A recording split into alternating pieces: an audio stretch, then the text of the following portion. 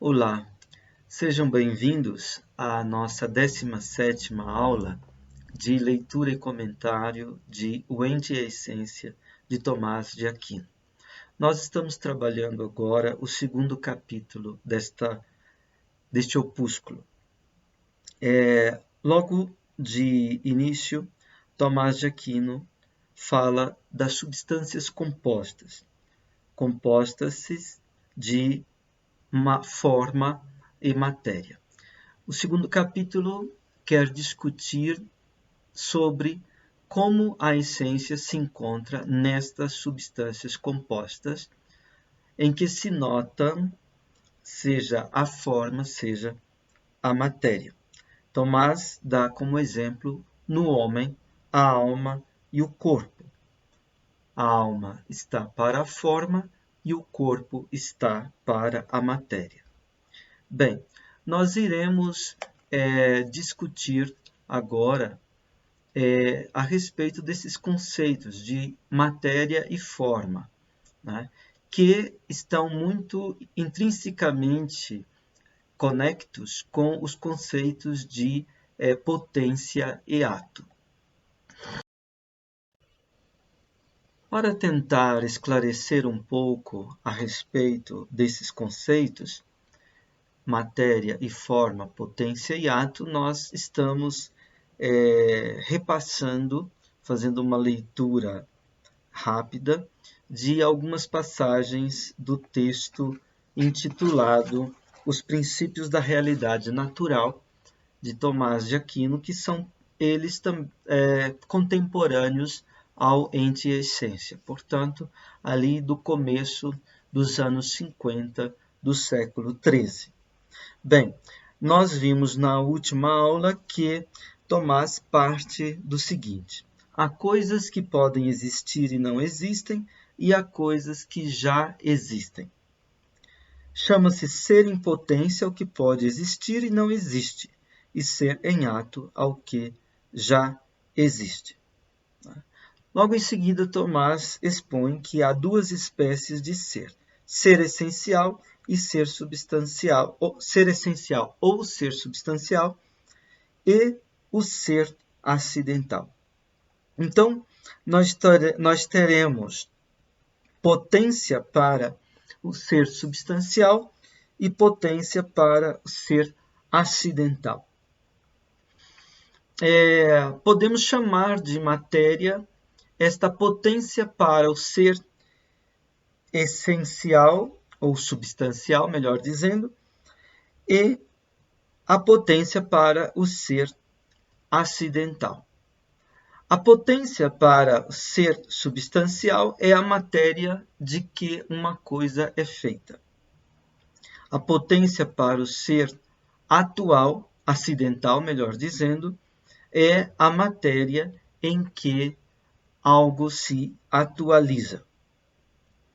Bom, agora nós vamos ler o segundo ponto desse primeiro capítulo, desta opereta, desse opúsculo, que diz assim: em termos adequados, o que existe em potência para ser acidental chama-se sujeito, mas o que existe em potência para ser substancial chama-se propriamente matéria, pois o sujeito dá ser ao acidente, isto é, dá-lhe existência, porque o acidente só tem ser mediante o sujeito. Daí o afirmar-se que os acidentes estão no sujeito, mas não se afirmar que a forma substancial está no sujeito. Assim sendo, a matéria difere do sujeito, porque o sujeito é o que não provém de qualquer coisa que se lhe acrescente, mas existe por si e possui um ser completo, tal como o homem não deve sua existência à cor branca da pele. Mas afirma-se que a matéria obtém o ser a partir do que se lhe acrescenta, uma vez que por si é ser incompleto. Melhor, não possui qualquer existência, como escreve o comentador ao segundo capítulo do De Anima. De onde se conclui, utilizando uma linguagem simples, que a forma dá o ser à matéria, mas o acidente não dá o ser ao sujeito. É o sujeito que dá o ser ao acidente. Ainda que às vezes se tome um pelo outro, ou seja, a matéria pelo sujeito, ou inversamente. Bom, então nesse ponto, Tomás de Aquino aperfeiçoa o modo de dizer. Ele vai chamar de matéria apenas o que existe em potência para ser substancial. Aquilo que existe em potência para ser acidental, ele vai chamar de sujeito. Então, vai haver uma diferença entre sujeito e matéria. O que existe em potência para ser acidental será chamado sujeito. O que existe em potência para ser substancial será chamado propriamente matéria. E Tomás esclarece a diferença, né?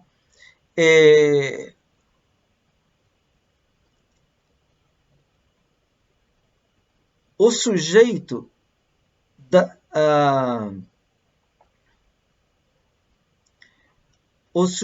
dá ser ao acidente, isto é, dá-lhe existência, porque o acidente só tem ser mediante o sujeito, né?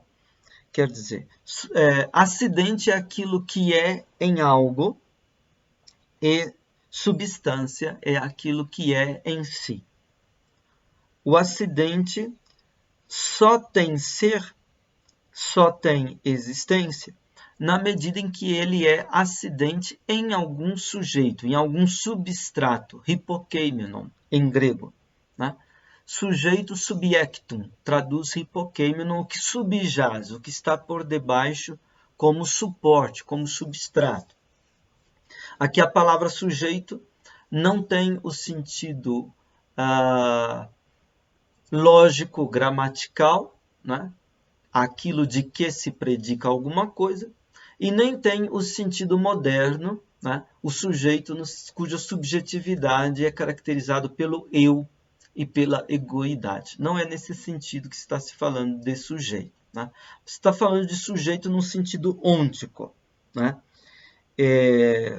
Poderíamos falar de subjetidade no sentido ontológico, né? Então, por exemplo, o ser branco será sempre um ser branco em algum substrato, né? Por exemplo, na pele de um homem, né?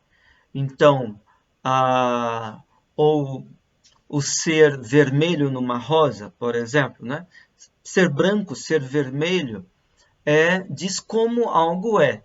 Esse como, qualis, em latim, então é a qualitas, qualidade. Mas uma qualidade não é em si. O ser qualitativo não é em si.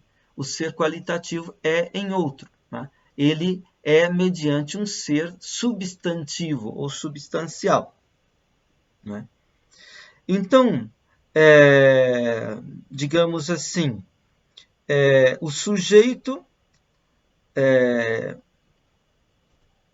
digamos assim,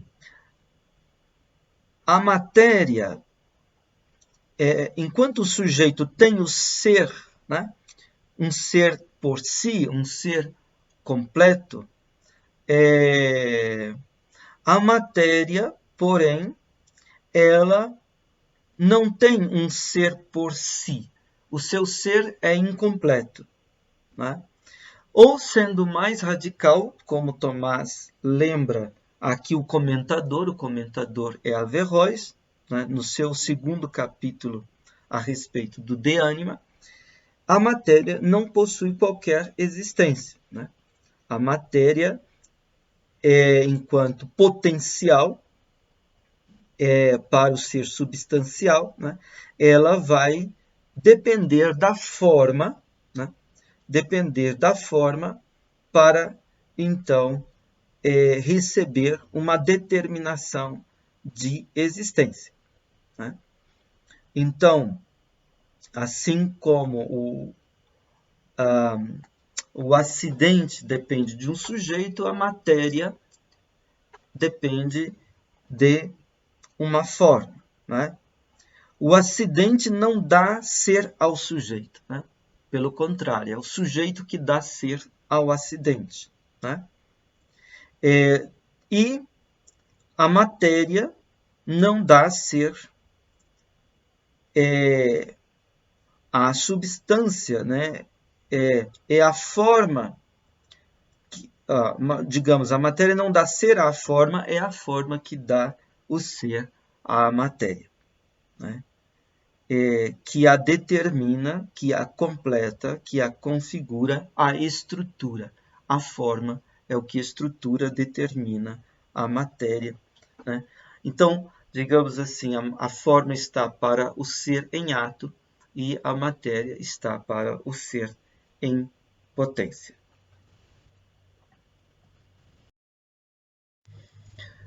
No número 3 desse primeiro capítulo, desse opúsculo, Os Princípios da Realidade Natural, nós lemos o seguinte: assim como tudo que existe em potência pode ser chamado matéria, também tudo que existe, também tudo que tem existência, qualquer que seja a existência, substancial ou acidental, pode chamar-se forma.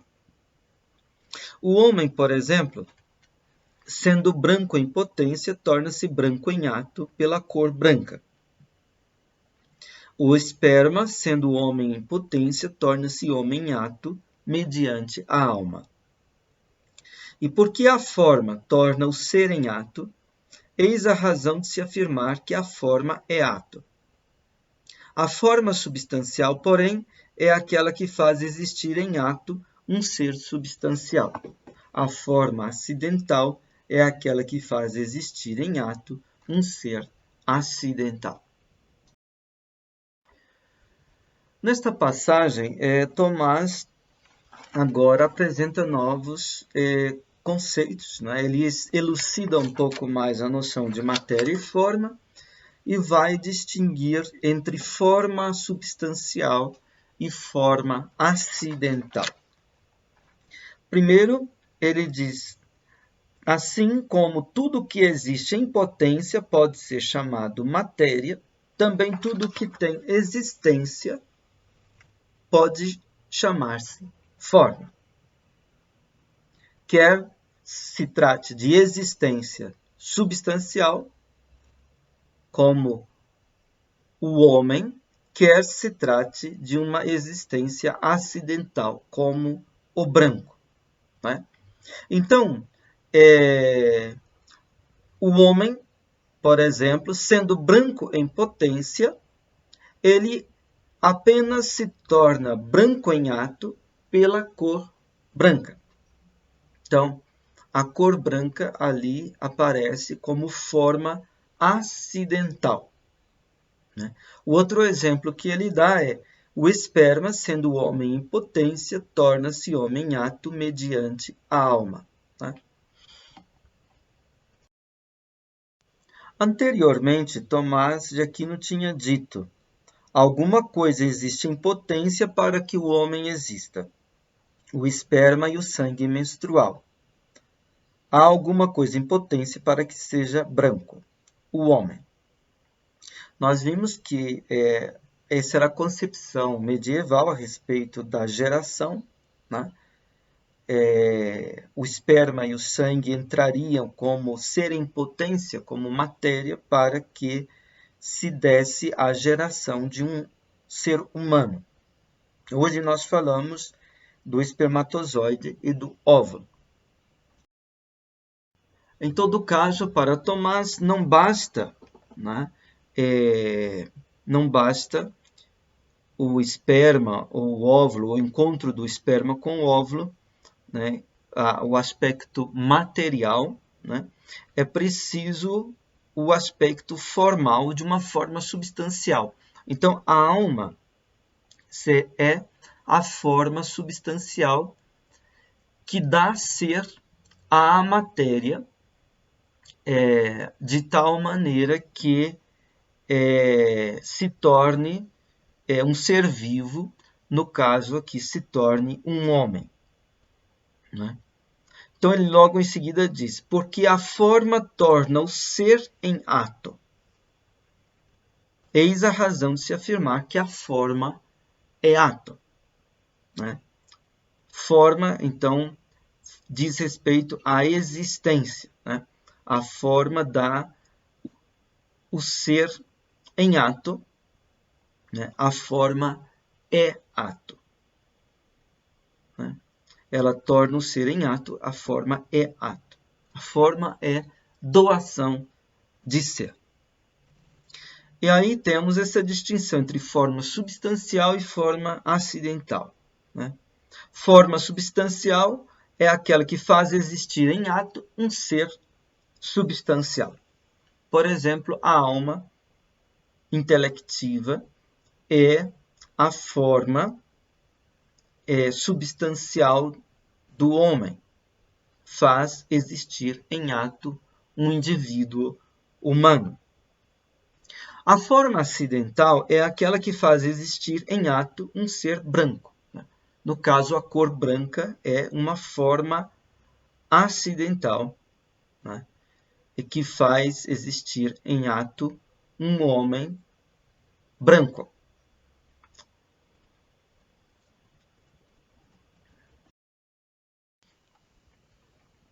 No quarto ponto desse primeiro capítulo, Tomás de Aquino introduz a noção de geração. Né? Uma noção muito importante para a física aristotélica. O contrário da geração é a corrupção. São movimentos substanciais, a geração e a corrupção. Depois nós temos movimentos no sentido de mudanças qualitativas. Né? É o caso da alteração. Ou movimento no sentido de uma mudança quantitativa, aumento ou diminuição. Ou um movimento no sentido de uma mudança de lugar, né? A translação. Então, nós temos diversos tipos de movimentos na física aristotélica. Não só a mudança de lugar, né? Também a mudança de quantidade, a mudança de qualidade. E nós temos um movimento em sentido substancial, que é a geração, que é o vir a ser de uma substância, e a corrupção, que é o deixar de ser de uma substância. Tomás de Aquino diz assim: e porque a geração de um ser é movimento para a forma, uma dupla geração responde a uma dupla forma. A forma substancial responde à geração propriamente dita. A forma acidental responde à geração sob uma relação particular. Quando, pois, se trata de forma substancial, afirma-se que alguma coisa aconteceu simplesmente, como, por exemplo, um homem nasceu, ou um homem é concebido. Quando, porém, se trata de forma acidental, não se afirma que alguma coisa aconteceu simplesmente, mas que isto aconteceu. Quando o homem nasceu branco, não afirmamos simplesmente que o homem nasceu ou foi concebido, mas que nasceu e foi concebido branco. A esta dupla geração corresponde uma dupla corrupção, simples ou acidental. Mas a geração e a corrupção simples existem apenas no gênero da substância. A geração e a corrupção acidental existem em todos os outros gêneros. E porque a geração envolve uma certa mudança do não ser, ou do não ente, para o ser, ou para o ente, ao contrário, a corrupção envolve a passagem do ser para o não ser. A geração não provém de qualquer não ser, mas de não ente, que é ente em potência, tal como a estátua feita de cobre existe em potência e não em ato. Bom, então aqui vem a discussão, a noção de geração e corrupção. primeiramente, né? Ele diz que a geração é movimento para a forma, seja para a forma substancial, o que é uma geração propriamente dita, seja para uma forma acidental, o que é uma geração sob determinado sentido, né? Então, o movimento para a forma substancial é a geração propriamente dita, né? É o que acontece simplesmente, como quando se diz que um homem foi concebido ou que um homem nasceu. Agora, nós temos uma geração sob certo aspecto, sob certo sentido, né? Sob uma relação particular, quando está em jogo o movimento para uma forma acidental, né? Como quando se diz que um homem nasceu branco, ou que um homem nasceu brasileiro, ou que um homem nasceu filho deste ou daquele pai, desta ou daquela mãe, etc, etc. Né?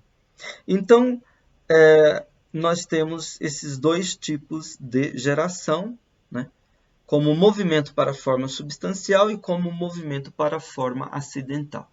Sendo que o movimento para a forma acidental é que se chama propriamente de geração, né? Mas também se pode falar sob certo sentido de geração, em se tratando de movimento para a forma acidental. Se temos dupla geração, temos também dupla corrupção. Então, aqui ele vai falar de uma corrupção simples e de uma corrupção acidental. A corrupção simples se dá no gênero da substância. A corrupção acidental se dá nos demais gêneros. Por exemplo, no gênero da qualidade, no gênero da quantidade, no gênero da relação, etc, etc. Então, digamos assim, alguém que é virtuoso e se torna vicioso. Tá? Alguém que é justo e se torna injusto. Aí uma geração, ou melhor, uma corrupção no gênero da qualidade. Ou algo que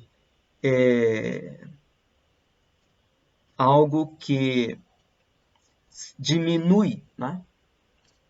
Aí nós temos uma corrupção no gênero da quantidade. Ou uma relação que se desfaz, uma corrupção no gênero da relação, e assim por diante. Então, ele vai elucidar a noção de geração e corrupção, né? A geração envolve uma certa mudança do não ser para o ser, ou do não ente para o ente. Enquanto a corrupção envolve a passagem do ser para o não ser. Então, são contrárias, geração e corrupção. Geração, mudança do não ser para o ser. Corrupção, passagem do ser para o não ser. Agora, uma geração, ela não provém de um não ser, de um nada absoluto, mas sim de um nada relativo, né? Isto é, ela provém de um não ser no sentido do não ser que diz respeito ao ente em potência, né? Nós vimos que o ente em potência é aquilo que pode existir e não existe. Então, no ente em potência tem um não ser, o não existir disto que pode ser, né? Então, na geração entra um provir do não ser, sendo que esse não ser diz respeito ao ente em potência, que pode existir, mas não existe. é o caso da estátua feita de cobre, né? Ela existe em potência, né? E não em ato. Né? Na medida em que eu tenho o cobre, eu olho para o cobre e vislumbro que deste cobre se pode fazer uma estátua. Né? Então, aí a estátua feita de cobre existe em potência e não em ato naquele cobre, naquele momento. Né? Aqui é importante lembrar, né, que a noção de criação e de geração são diversas. Né? A criação, ela é de nihilo, do nada, né? A geração é de alguma coisa em potência, de um nada, de um não ser relativo, né? Em potência, que pertence a um ente em potência. No número 5, Tomás diz: portanto, para haver geração requerem-se 3 coisas. O ser em potência, que é a matéria. O não ser em ato, que é a privação. E aquilo mediante o qual se torna em ato, que é a forma. Assim, quando do cobre se faz uma estátua, o cobre, que é potência para a forma de estátua, é matéria. O aspecto sem figura ou sem disposição é a privação. A figura a partir da qual se chama estátua é a forma. Não é, porém, a forma substancial, porque o cobre, antes de possuir figura, tem ser em ato, e o seu ser não depende daquela figura, mas é forma acidental, pois todas as formas artificiais são acidentais.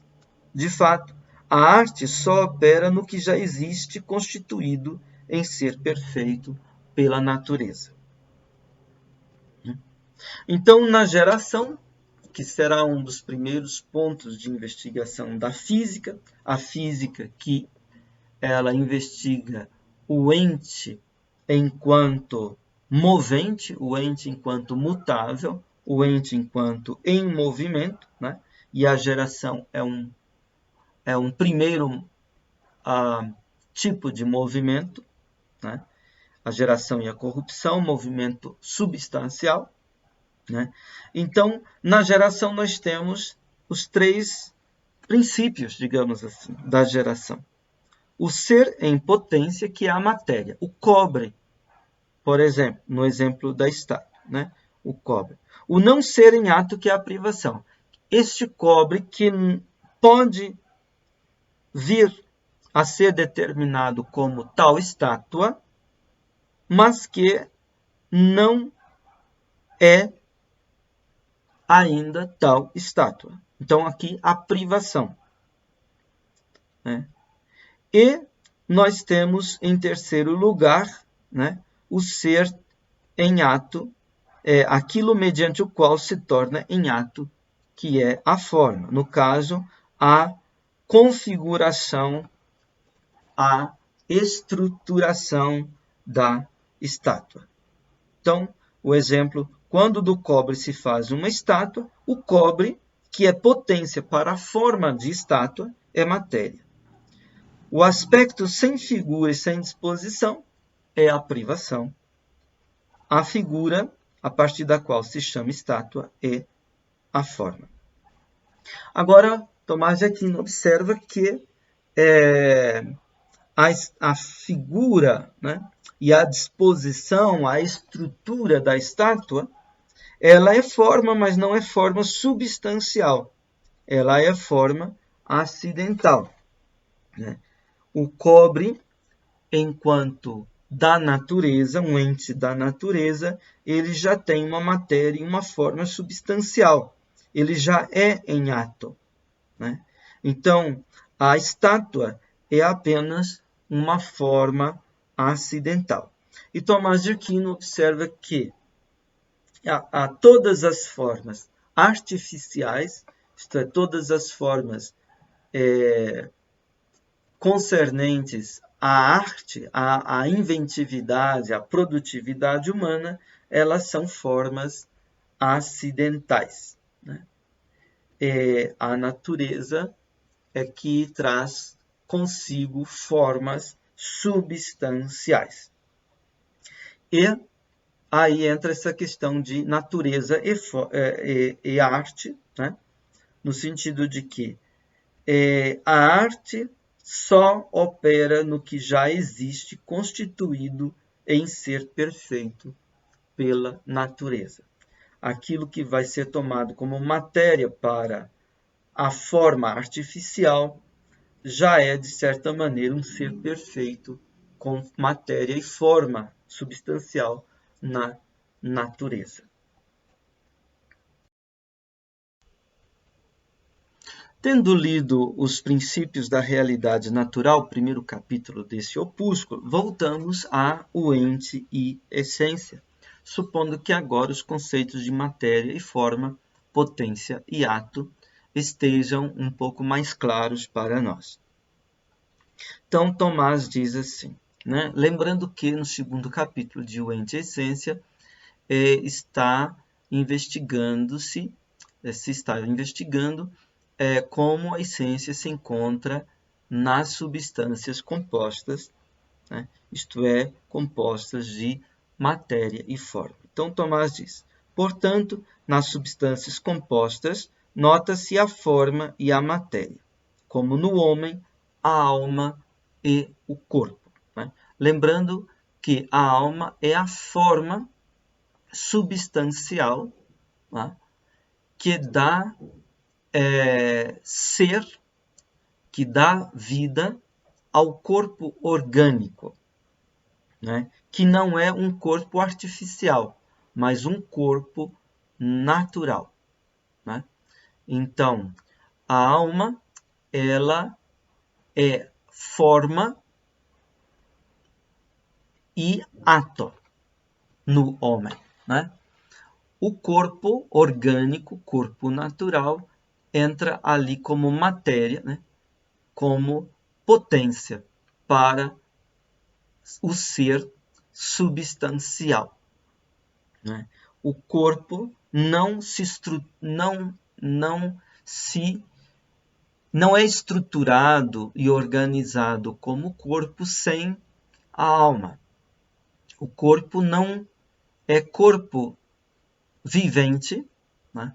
Corpo animado sem a alma, ânima, né? O corpo não realiza o viver, né?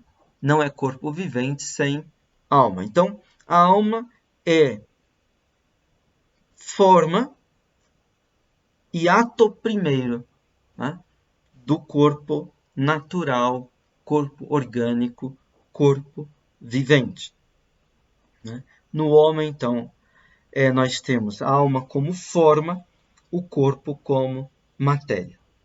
Então ele logo diz, não se pode, porém, dizer que apenas um deles seja denominado essência, né? Não se pode dizer que apenas a forma é essência, nem que apenas a matéria é essência. No homem, não se pode dizer que apenas a alma é essência, ou que apenas o corpo é essência. Bem, Tomás vai expor agora os argumentos, né, para esta negação, isto é, que não se pode dizer que apenas um deles, a forma ou a matéria, seja denominado essência. Ele diz, no número 11, de fato, que a matéria sozinha não seja a essência da coisa é patente, pois a coisa tanto é cognoscível como é classificada numa espécie ou num gênero pela sua essência. Ora, nem a matéria é princípio de conhecimento, nem algo é fixado num gênero ou espécie graças a ela, mas graças àquilo que algo é em ato. O argumento de Tomás tem aqui uma estrutura silogística, né? Nós temos uma proposição maior, né, de que aquilo que é essência de uma substância composta é o princípio de conhecimento. Depois nós temos uma premissa menor, que diz, mas a matéria sozinha não é princípio de conhecimento de uma substância composta. E depois nós temos uma conclusão, né? A matéria sozinha não é a essência da substância composta. Isso, Caetano nos chama a atenção para essa estrutura silogística do argumento, né?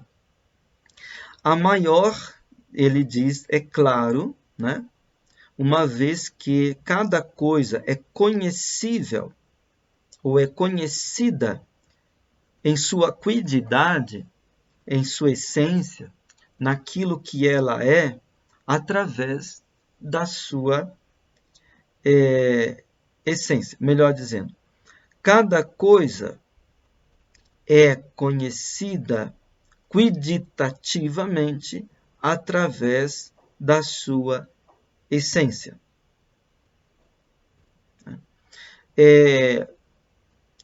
A premissa menor diz assim que ela é tirada do livro da Metafísica, livro 9, que é o livro Teta, né? No capítulo 9, 1051 a 30. Né? A premissa menor diz que o princípio, que aquele princípio de conhecimento é um ato e não é algo em potência. Né? Então, o princípio de conhecimento de alguma coisa é ato e não potência. Né? Não pode ser, portanto, matéria, e sim forma. Ou seja, para que nós conheçamos alguma coisa, o que é aquela coisa, nós precisamos conhecer a forma daquela coisa. Porque a matéria, a forma é determinante, né? Ela dá o ser, o modo de ser, a estrutura de ser.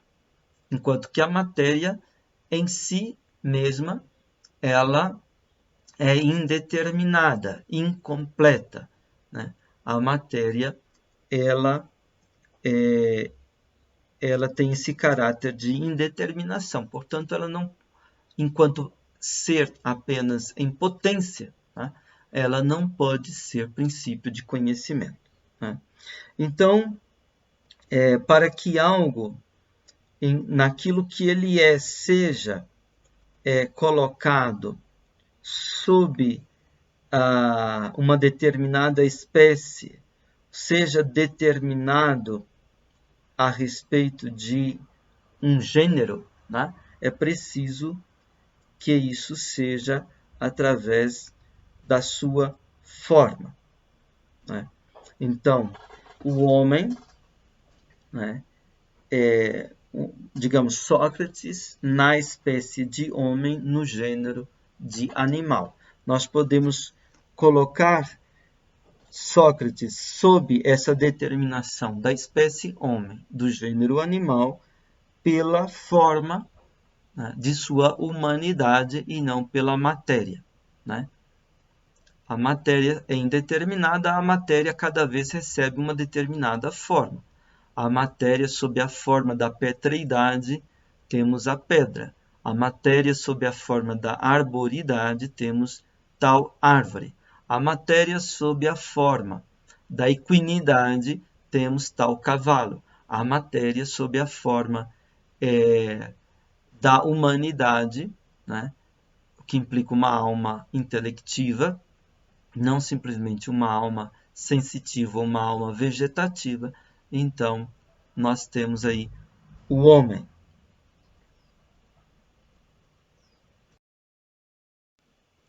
Então, não é pela matéria, e sim pela forma, que um ente é colocado num determinado grau de ser do universo. Seja no grau de ser do mineral, da pedra, por exemplo, no grau de ser do vegetal, da árvore, no grau de ser do animal, do cavalo, né? No grau de ser do animal racional, o homem, e assim por diante. Então, não é pela matéria que é sempre em potência, não? Para um ser, no caso aqui pensamos no ser substancial, né? Que um ente é colocado num determinado grau de ser do universo. É sim pela forma, né? Então, é pela forma que um ente é locado, é colocado e locado numa espécie ou num gênero, como Sócrates é locado na espécie homem, como Sócrates é locado no gênero animal. É pela forma e não pela matéria.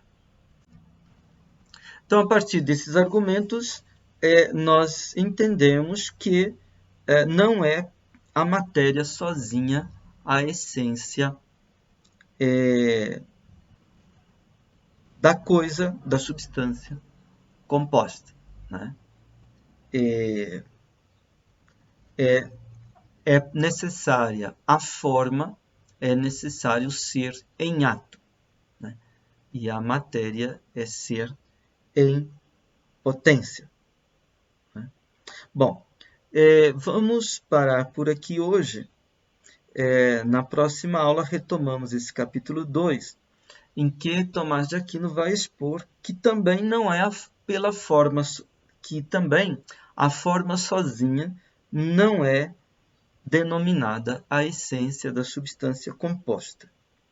E depois dirá, não se pode dizer que a matéria é posta na definição da substância natural como um acréscimo à sua essência. A matéria não é um mero acréscimo, ela é intrínseca à essência da substância composta natural, né? Também ele vai negar que a essência significa a relação entre matéria e forma. E ele vai acabar afirmando que a essência da substância composta é o próprio composto de matéria e forma. Mas isso veremos de uma maneira mais clara na próxima aula. Muito obrigado pela sua atenção, pela sua paciência e até a próxima.